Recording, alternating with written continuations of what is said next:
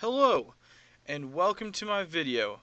My name is Caleb, and today we'll be discussing one of the greatest modernist poets, W.H. Auden. Auden is considered one of the greats for many reasons. The first being his exceptional technical merit. He was also known to have written in almost every verse form.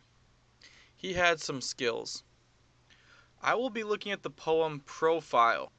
This is one of Auden's later works that he wrote in either 1965 or 1966. It's not quite known. To give some context about when this poem was written, you have to think that Auden had already been very popular and published several times in this 35-year period. The guy had been writing since 1930, and now he's sitting at about 58 or 59 years old. The poem is filled with much of the elderly wisdom Auden has acquired over the years. It also reflects many of his philosophical ponderings. So when listening to the poem, think of the main character as sort of a stand-in for Auden.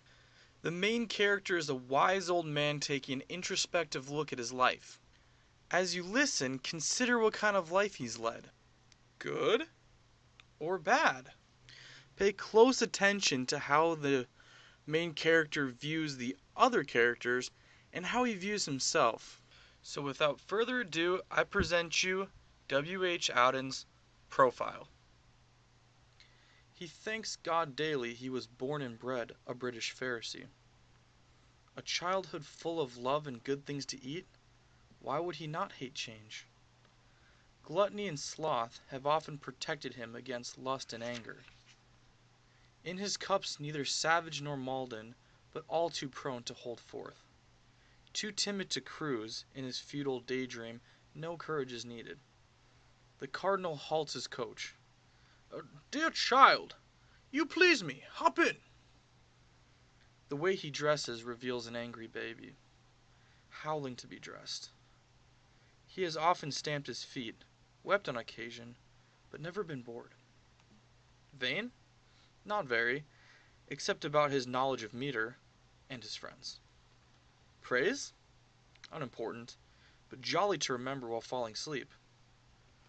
He likes giving presents, but finds it hard to forget how each one costs. He envies those who have learned, when reading newspapers, how to fold them. He wishes he were Konrad Lorenz and had written Furbank's novels. Reaching a crossroads, he expects traffic lights to turn green for him. So obsessive a ritualist, a pleasant surprise makes him cross. Without a watch, he would never know when to feel hungry or horny. His guardian angel always told him what and whom to read next. Conscious of his good luck, he wonders why so few people kill themselves. Scanning his fellow subway passengers, he asks, "Can I really be the only one in this car who is glad to be alive?" On waking, he thinks, "Precious, precious me! A fig for your detractors." On going to bed, "What am I to do? Again you have let us down." Whoa! There is a lot to unpack in that small poem. This isn't even close to Auden's longest poem. The poem is also broken up into several short stanzas, as you can see here. The style of the poem, while telling a story, seems to mimic the Bible, particularly in the book of Proverbs. Like a wise King Solomon, Auden is also sharing a lot of elderly knowledge. And similarly to the book of Lamentations, but not quite as dramatic, the main character analyzes and looks at what it means to live life as he looks at both himself and the passengers on the subway. So before we dive deeper, let's take a look at this poem at somewhat of face value. 1. You have what is presumably an older man who has lived a fairly good life, at least he's been well provided for. 2. The main character recalls some of the facets of his earlier life as to what he's learned and what he's gone through. And 3, we get sort of a confused ending where he's standing on the subway thinking to himself that he's in a good position, but then when he goes to bed, he thinks to himself, what am I to do? Has he failed? Failed what? After looking at this at more of a face value, let's take a little deeper look and see if we can uncover the veiled meaning behind Auden's poem. He thanks God daily he was born and bred a British Pharisee. A childhood full of love and good things to eat, why would he not hate change? Gluttony and sloth have often protected him against lust and anger. We know from the gospel Pharisees were not looked kindly on by Jesus, mostly because the Pharisees, while they knew the scriptures and they had the head knowledge, Jesus criticized them for being dead on the inside and not having a relationship with God. This notion of hypocrisy continues with the lines about sloth and gluttony versus lust and anger. The author uses the words protected, but really it's just a substitute. Sloth and gluttony are no better in God's eyes than anger and lust. Vain? Not very, except about his knowledge of meter and his friends.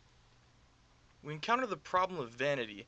Even if it is just a little bit, there is no such thing as just a little sin. So obsessive a ritualist, a pleasant surprise makes him cross.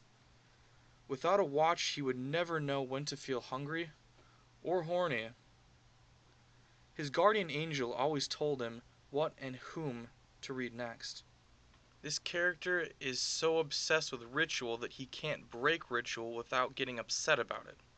And he can't even perform the 2 most primal urges unless he has a watch to tell him it's time to do so. Lastly, we see it's his guardian angel that has been the one telling him what to do and what to read. So our now supposedly good and noble character is deeply flawed, and we seem to find that he's never really lived life. He's just gone through life being led by time or others. He has no independence of his own. If we take Auden as a stand-in for the main character, things get really interesting when we apply a historical critical lens to the piece. Through this lens, you can view the poem as a veiled tragedy. A tragedy, perhaps, of a failed liberation that the modernist movement sought. As I explained earlier, Auden was at the forefront of the modernist movement, a movement that was intended to step outside of culture and be different than the ongoing mainstream. As Auden writes this piece at age 58 or 59, it wouldn't be too difficult to assume that he is looking back at his life, at his social success, and seeing that he's just become another piece in the cultural puzzle. We see this when we jump to the last part of the poem. On waking, he thinks, "Precious, precious me, a fig for your detractors." On going to bed, "What am I to do? Again you have let us down." The us could possibly be all the people of the modernist movement who realized that after a lifelong lived, they hadn't really changed a lot culturally. World War I, the war to end all wars, just prolonged the inevitable World War II, which both Hemingway, Auden, and many other of the modernist writers lived to see. If we do slide this character into the historical timeline of Auden, we can see why he may be seen as a hypocrite. Instead of being a potential liberator, this character is just another gear in society's clockwork. And like a British-born Pharisee, he has become a hypocrite to the modernist ideal. So that has been my reading and interpretation of W.H. Auden's profile. I hope you enjoyed it, I hope you learned something, and I hope I got everything you wanted to know about this poet and poem out in the open.